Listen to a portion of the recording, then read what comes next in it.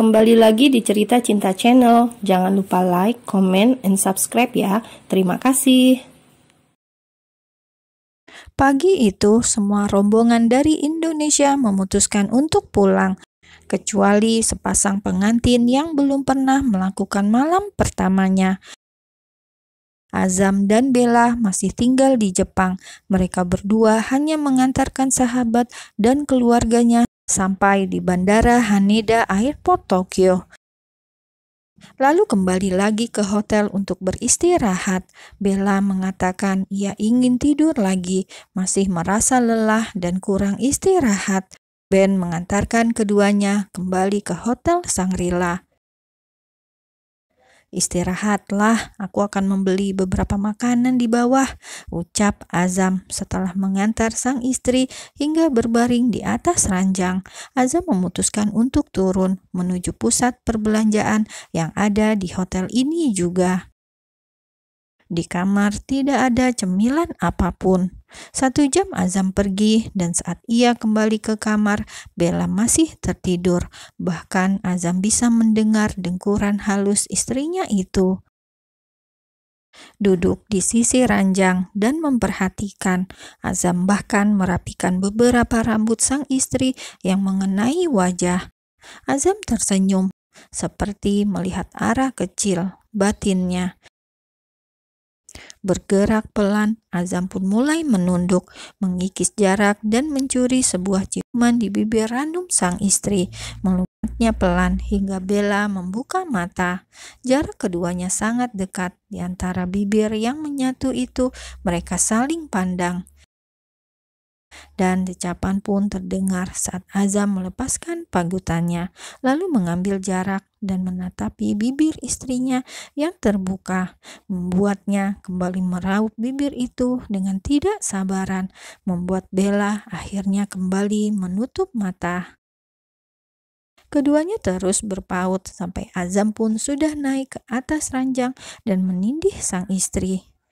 "Bel, bisakah kita melakukannya sekarang?" tanya Azam setelah ia berhasil membuat tubuh istrinya polos. Azam menatap penuh harap pada sang istri hingga dilihatnya Bella yang mengangguk pelan. "Pelan-pelan," pinta Bella. Cukup lama keduanya saling menyesap satu sama lain, menikmati tubuh keduanya secara bergantian, hingga saat tiba penyatuan, getar ponsel di atas nakas mencuri perhatian keduanya. Bella mendorong dada suaminya pelan, dia ingin bicara. "Abang, ponselmu," lengguh Bella. "Bisakah kita mengabaikannya saja?" tawar Azam. Ia sedang berusaha memasuki tubuh sang istri. Angkat dulu, siapa tahu dari ayah dan ibu," jawab Bella. "Bang, teleponku juga bergetar, itu pasti ayah dan ibu, bisa juga Zurah atau yang lainnya," ucap Bella lagi. Matanya benar-benar terbuka lebar saat ponselnya pun berdering. "Baiklah," jawab Azam akhirnya. Meski rasanya tidak terima, akhirnya Azam pun bangkit dan melepaskan mangsanya. Ponsel Bella lebih dulu mati sebelum panggilan itu dijawab. Sementara ponsel Azam terus bergetar, ada panggilan masuk dari nomor baru. Sungguh Azam tidak tahu nomor siapa itu. "Siapa, Bang?" tanya Bella. Ia bangkit dari tidurnya dan duduk di sisi ranjang, tak peduli meski tubuh keduanya sama-sama polos. "Nomor baru."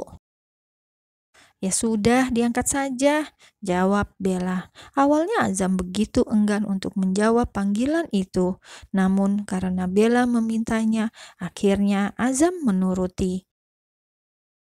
Dengan setengah hati, ia menjawab panggilan itu. Belum sempat ia berucap, si penelpon di ujung sana langsung buka suara. "Mas, papa meninggal." Azam hafal betul suara siapa itu, suara milik Raya. Dek, seketika jantungnya seperti berhenti sekejap, apalagi saat mendengar tangis pilu Raya di dalam panggilan itu. mendadak gamang dan pikirannya jadi tidak tenang. Pak Rusli meninggal. Aku akan ke sana, jawab Azam langsung, lalu memutuskan panggilan itu. Buru-buru ia memunguti baju hingga membuat Bella bingung sendiri melihatnya. Sebenarnya panggilan siapa itu? Apa yang dibicarakan hingga tiba-tiba wajah suaminya jadi pias begini? Abang, panggil Bella, membuat pergerakan Azam terhenti, baru sadar jika kini ia tidak sendiri. Ada istrinya, Bella. Sesaat hanya ada hening. Dari tatapannya, Bella jelas bertanya apa yang terjadi. Panggilan siapa itu tadi? Bel, ayo kita pulang sekarang, ajak Azam akhirnya, membuat kedua netra Bella langsung membola. Pulang? Tanya Bella dengan nada tidak terima, apalagi beberapa menit lalu mereka nyaris saja menyatu, menikmati indahnya memadu kasih untuk pertama kali. Raya menelpon, dia mengatakan jika ayahnya meninggal, aku harus ke sana, aku mengenal baik Pak Rusli. Jelas Azam apa adanya. Namun mendengar itu, Bella menggelengkan kepalanya, tidak menyangka nama itu kembali hadir di antara mereka. Raya lagi? Tanya Bella. Ia bahkan mundur dan mulai mengambil selimut, menutupi tubuhnya yang polos dengan hati yang begitu kecewa. Bukan Raya tujuanku, Bel. Aku hanya ingin mendoakan Pak Rusli secara langsung. Aku mengenal baik beliau. Jelas Azam berkeras hati. Ia bahkan menyentuh bahu Bella, meminta istrinya untuk mengerti. Ayo kita pergi bersama, ajak Azam. Ia bahkan berbicara dengan sangat pelan. Tapi Bella langsung menepis tangan suaminya itu dengan kasar.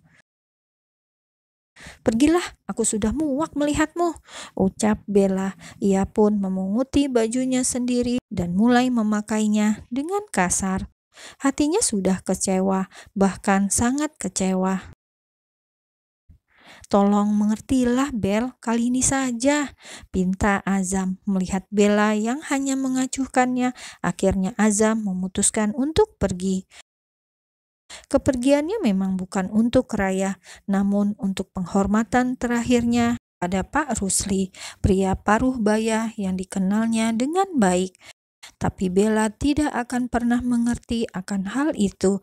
Yang ia tahu hanya satu, Azam pergi karena perempuan itu. Brak, pintu tertutup melepas kepergian Azam. Dan Bella langsung ambruk, kakinya tak kuat lagi untuk berdiri. Ia menangis tak bisa ditahan, merasakan hatinya yang kembali kecewa, kembali terluka. Hingga dering ponselnya yang kembali berdering, membuatnya sedikit teralihkan.